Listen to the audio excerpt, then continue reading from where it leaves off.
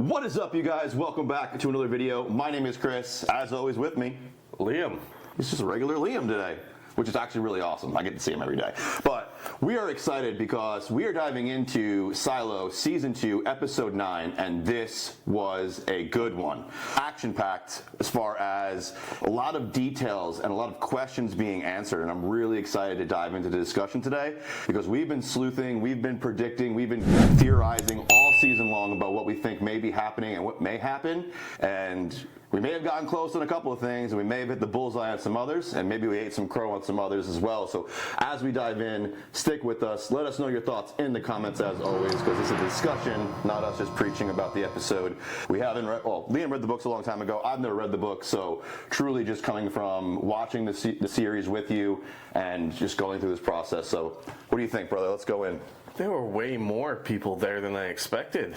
Yeah, so last episode I said I believe that these survivors were Wasteland wanderers, that they were coming in to get something from the vault. They are looking to get into the vault, but they're looking for food, and that's because they were children of the silo, which was a really interesting revelation. It makes me think children in the corn. I mean, they have corn in the silo, right? Yeah, that's true. Yeah, so we find out that the rebellion happened like over 50 years ago. Or about 50 years ago, right? Was that accurate in the comments? Let us know. Because she was the child of someone. She was born after. I'm talking about Eater, right? She was born after the rebellion actually happened. It was her parents who experienced the actual rebellion. Her parents, she said that like her mom was like just a child or just born during the rebellion. Yeah, which makes sense. So she had no idea even about the rebellion, aside from secondhand knowledge, right? Right, she didn't live it. Yes. Yeah, Solo lived it.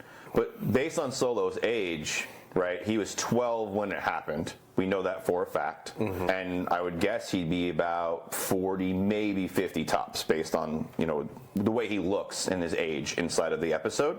So what is that? Maybe a 40-year gap, 30-year gap? It could be. Probably sounds about right. But that would mean that her mother was like a 8-year-old, 9-year-old, grew up to about 18, 20, had a child, passed away, and now we're seeing that child. Otherwise, the timelines don't add up. Well, like I said, she said her mom was a baby during the rebellion. Then her mom had a child very young. Otherwise, the timelines can't add up. Why? Because Sol would have to be way older than that. He is older than that. You think he's like 70-something? Like, how old would he be? I think he's in his 50s. Okay. So even that's a 40-year gap. Yeah. Maybe I'm just looking into it too much. What do you guys think in the comments? Does that time add up to you? Don't do math publicly. It never looks good for you. At least it doesn't for me. No, but I thought that was a really interesting, that whole, you know, finding out the true backstory of Solo and the timeline of Silo 17 and what they've really been going through inside of there to survive and how all that's been going on. It was very interesting to me. And that leader chick, the mother of the baby, she just wants to kill everybody. She was angry. Angry? She was hangry, for sure. A little bit of both, right? But no, like, think about it, though. Like, if you were in a survival situation and all you had was a family unit and then someone killed the leaders of that family unit, I mean, you got nothing else to do but think about how to have revenge, right? There's nothing else going on. You're hungry, you're angry, you're hangry. Mm-hmm. And so, yeah, it makes sense that she was so set on killing the person who killed her family. But ultimately, in the end, they realize that they're not so different. He was a little kid when all that happened. He's just been doing the one thing his dad told him to do before he watched his dad get shot in the face. Like, it's like that whole traumatic experience is... I still don't explain why his eyes look the way they do, but we did get a lot of answers on him, and I thought that was really cool. Yes, and very traumatizing for Solo, making a choice, and he beat him up for that choice his entire life. Mm-hmm. He failed. He failed. Well, he does. So his choice to not open and save his father became like his code. Like, yes, protect the vault at all costs. Because he's making up for that trauma, in my eyes. Yeah, I can see that. It's almost like honoring his father. Like, I don't want to say honoring, but it's his way of holding to what his father said even when his father died. Mm-hmm. Yeah. And Jules was very kind to him with that whole thing, because he even mentions, like, you had a suit, you could have just left. Yeah, no, that was awesome confirmation that she does care about him. Because I mean, there was definite signs that she was going to use him. That ultimately she was just getting what she needed from him. But when she found out, I think when she found out really who he was, like the son of IT, like I thought, like early on, I predicted that. So when she found out that he was young, that he was, basically locked in this vault this entire time, I think she started having real sympathy for him. I think she can relate too. She lost a parent very early in her life. She was basically ostracized to a life of solitude. Even though she was in the down deep, she felt very alone. I think she related. And we finally got to see Silo 18's vault. Yep. That was really cool. You mean 17? Because we saw Silo 18 when Lucas went inside. Oh, you just called it Silo 18. My bad then. We're talking about Silo 17. If it's the Silo that's already had the rebellion and is run down, it's 17. Yeah. Yep, that's the one we're talking about. So Silo 17, we saw inside of it. We got to see the whole clusterfuck of all the artwork of over what I'm guessing is 40-something years. He had little paper cranes and little airplanes hanging from the ceiling, sketches all over the wall, science projects. Yeah. When Eater went and touched what are those test tubes? Yeah. Well, wow, it's been a long time since I had to think of test tubes. Yeah. But when she almost drops that test tube, he's like, whoa, you don't want to do that. Yeah. Like, he kind of freaked out a little bit. What was that? I think it was the antidote. I think that not antidote, but he needed to make antibiotic to help Jules. I think that's what it was. Here's something that I was starting to lean towards during that entire scene as they're going through, because he initially gets mad, but then he goes to a place of educating. And he's like, no, you do it like this, and check out this, and oh, guys, wait till you hear music, it's better than ice cream, right? Like, he goes into this, like, wants to share all of this. But one thing that I picked up during all of that... Why'd it have to be Monster Mash, though? Yeah, because it was a relatable song. Everyone can understand, I guess. I don't know.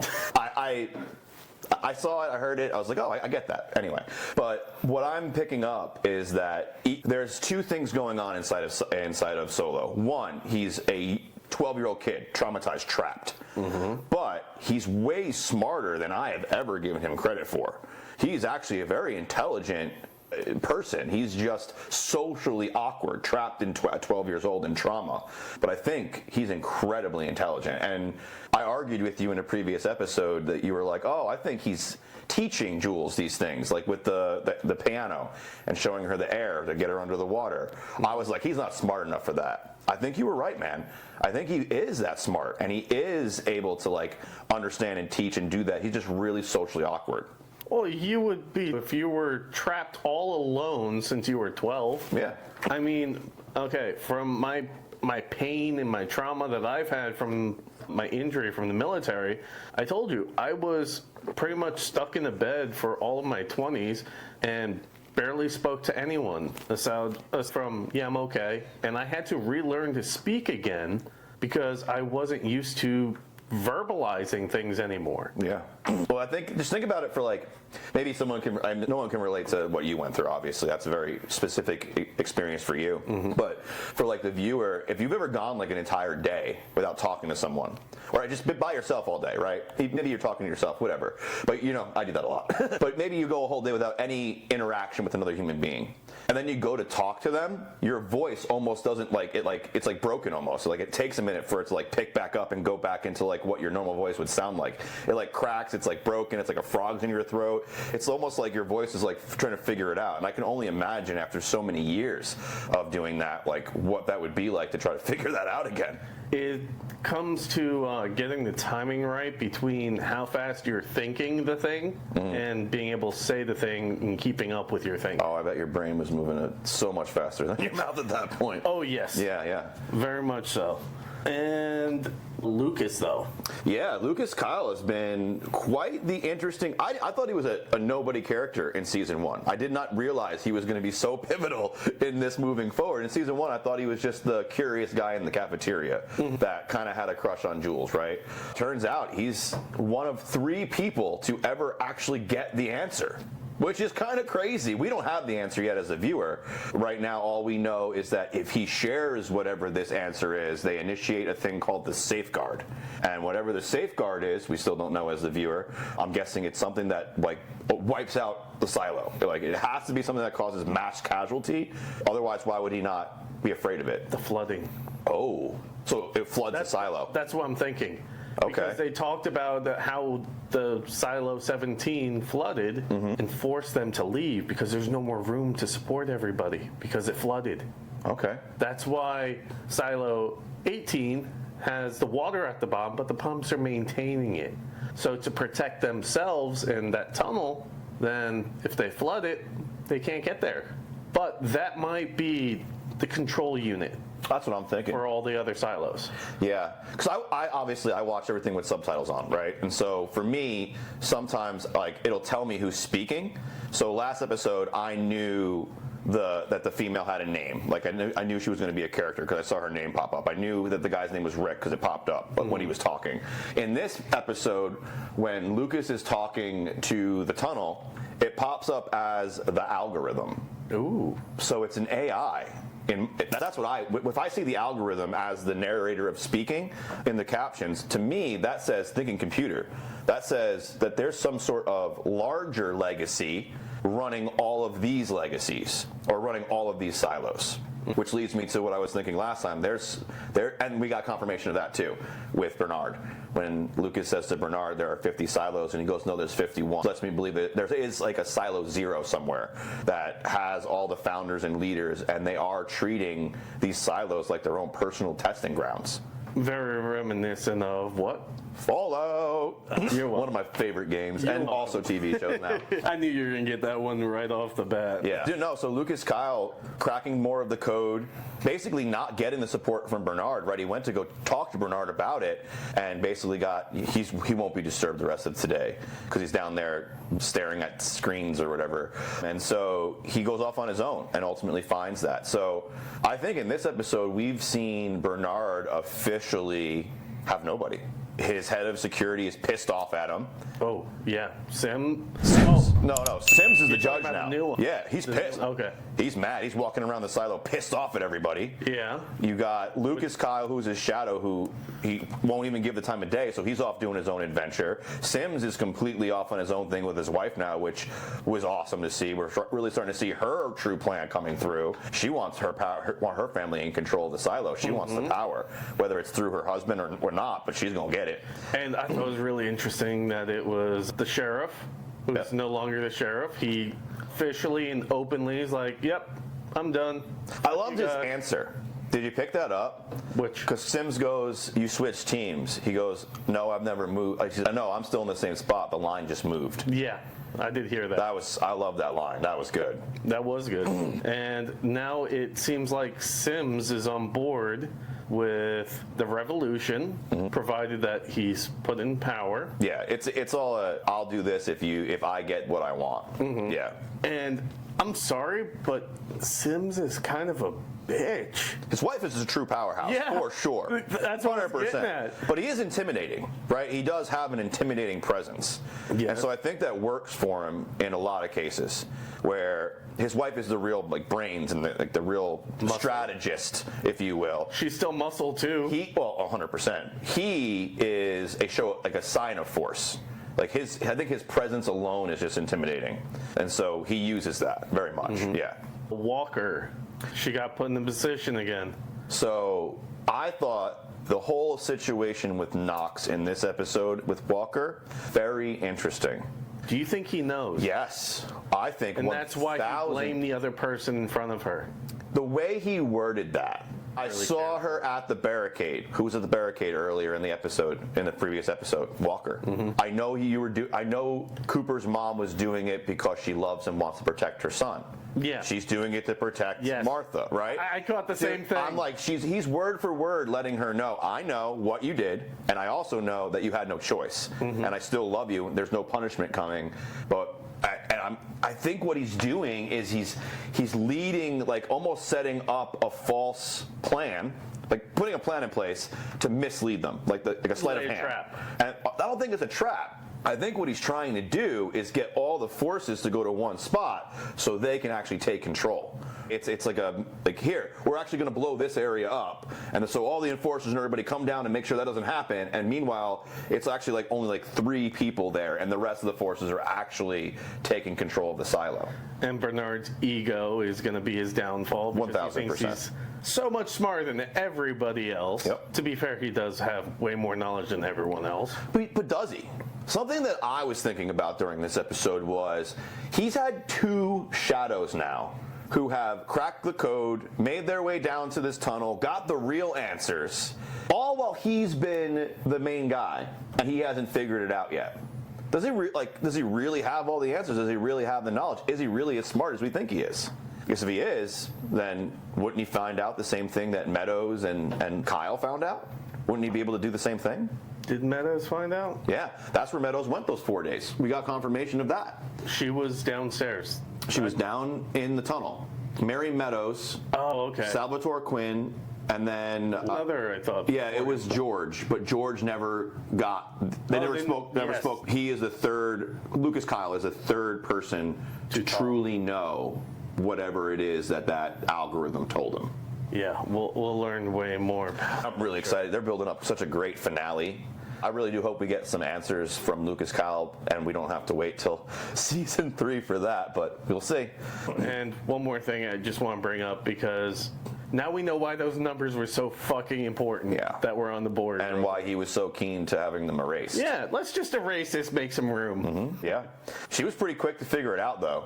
Like, she very quickly figured out that it was like one of 6 codes that she could use. Well, because that was the only area that was erased, right? And so it seemed to be in some kind of numerical order, so she was just filling in the blanks. She's really smart, so we've always known that. The part really was not very hard to figure out. Yeah. So what did you think of their decision to turn the cafeteria into a prison? And do you think that the deputies are starting to have some suspicions? Especially those 2 females that they're constantly cutting back and forth camera to. Yes, I definitely think they're going to play a much larger role in this moving forward. It felt like concentration camp kind of vibes with the cafeteria piece. Yeah. So that was very disheartening. Other big thing that I noticed in this one, when the sheriff's wife is checking on Patrick, helping him with his wound or whatever, finishing up with that, and he's telling her about the previous sheriff's wife and how she was talking about the display being a lie. Mm-hmm. I think that we are going to see a very similar, like almost like a secular pattern happening. So when we came into season 1, we watched the sheriff's wife say she wanted to go out. I have a feeling that we're going to see that happen again. We're going to see the former sheriff now, but his wife also now have this inkling to want to go out. I think we're going to see that come into play in the future as well. Well, they're all starting to think that it's a lie, and based on the image that she saw, they think that that's what it truly looks like out there, and that's the conclusion that she jumped to only because she saw that information, and it makes you realize that, yeah, maybe it was smart to remove those kind of relics. Yeah, I think Salvatore Quinn may be onto something, right? Yeah, but I cannot wait until the next episode. I was so happy, but also so pissed off that they left you on such an amazing cliffhanger. Yeah, and we're rolling into the finale too, so we really only have one more episode to kind of put a bow on some of this season's most burning questions. We got a lot of answers. We got all of Solo's backstory. We understand a lot of what's going on in Silo 17 now and how that happened and why they're extra survivors. We don't really necessarily know how they're surviving because we saw like a couple plants. Eater mentioned that they eat rats, but there's like no real food source. And the number one thing they want from the vault is food. So I'm just kind of curious, are there more survivors we don't know about? How are they actually surviving? Where did they get the weapons from? Where did they get the bow and arrow from still? I don't know. She never had been into the vault, but she's the only vault dweller, here we go, Fallout, silo dweller we've ever seen with a bow. So I think the bow may have come from the parents. Because They made it? They got into the vault. Yeah, but then Solo kills them and drags their bodies out and puts them out in front again. Yeah, but in that whole time, they could have gotten the bow and arrow, and that could have been on the body, and he just didn't think anything of it. Maybe. So it could have been from inside as one of the artifacts that was in there, because that was too cleanly made. And where the fuck would they get feathers? No, there's a lot of, like, the weapon thing is very unexplained to me. Like, that to me, like, that was the number one reason I was thinking they were not from the silo, is because where did they even get the knowledge to make a bow? Mm-hmm. Right? Like, where were they even seen a projectile weapon before? That's why I think only the vault. Yeah. And poor Solo suffocated their parents. Well, they shot him. Yeah, They shot the poor guy. But he suffocated them. Yeah, that's a hell of a way to go. I do not believe if it came down to it, he would have had to like stab or shoot or do that. I don't think he could have done that. I think that's why he chose that option. I think it was easier, for sure. Because less direct murder than shooting or stabbing is what I'm getting at. Using the environment to kill them rather than doing it with your own hands. Yes. I get what you're saying. New theory, I think that Jules is going to use Solo to communicate from the new vault, or the old vault, anyway. Do you think there's a way to communicate? Yes, Bernard even said so, that the heads are able to communicate with each other. But wouldn't she just communicate with the other vault, which would just give her communication with Bernard? Yeah. That's not going to serve her very well. Maybe, maybe not. If she can it's Lucas that answers. That would be a very different. I like where you're going with that. Because Lucas already has a connection and the curiosity, but now he knows something that we don't know. Information that even the judge wouldn't share on her deathbed, with fear of whatever this safeguard is. It might be the flooding, like you said, or whatever it is. It's going to kill a lot of people. That's my opinion. Gotta have a watcher watching the watchers. Yeah, which also makes me think, where are the cameras, right? The only way that I'll just call it Silo 0 for now because I don't know what it is. Silo 51. I would think it'd be like, it's off the record, so it'd be like the Silo 0, right? Because they only know of 50, and he said, no, they made 51. Mm-hmm. So I'm thinking it's like the black one, the one that's not on the record. It's like been redacted, basically. I'm thinking of it like, if we look at the coaster, they're all spread out evenly, and then the bullseye is 0, or 51. That makes sense because so that all the tunnels go into it. That would make a lot of sense. Almost like a wheel. Yeah. And it's got spokes, that the tunnels are the spokes that connect it. That's what I'm picturing in my brain. When we saw I would have to watch the finale of season 1 again because it gives you a panoramic view of the silos. I wonder if they are in a circle like that. And it gives a little more away. Now that with the knowledge you now have, you can go and look at that and be like, oh, okay, we can see a pattern here based on the new information. Are you going back? Because I am. I want to know. Yeah, no, I definitely think that there is, we'll call it the cabal for now, that's running it all, and that those tunnels are their connection. But I'm starting to think that these overlords, these founders, are relying on pretty advanced technology to do what they do. And that's what Lucas Kyle actually interacted with. Not people, but this thinking machine that these people have invented or used to run all of these silos. Maybe it's aliens. Or maybe it's aliens. That guy has the craziest hair. I'm not saying it's aliens, but it's aliens. Right. Yeah. So this was a fantastic episode. Let us know what you guys thought down in the comments. Did you get the answers you were looking for? Do you still have some burning questions? I know we do, but I'm really excited for the finale because I think you're going to get a little bow on your theory of Jules being outside the silo on both season finales. Like, that's just how we see her. She's just walking in the wasteland. And one last thing I think we should touch on, the second suit. What about it? Who's going to go with Jules? Solo. You think Solo's going to leave his vault? Yeah. And leave it to the kids? Yeah. Interesting. All right, we'll see. Let us know what you guys think in the comments. He's too old to relate to the kids. I thought maybe he was just so attached to it that he wouldn't want to leave. He gave up that attachment when he let them in. Fair enough. Let us know what you guys think in the comments. If you guys are enjoying these reviews of the Silo, our discussions and theories, then go ahead and check out the entire playlist for it right here. We also have another playlist. We're reviewing 2 others. We're picking up a 3rd video here coming soon. So we'll have 3 videos dropping every week, and you can check out the playlist for all of the stuff we have going on. We have another one right here, and then also something you may like right above my head. My name is Chris, as always with me, Liam. and we'll see you in the next video. Thank you guys for watching. Find the strength hiding in each battle scar. You're not who you were, you've already come far.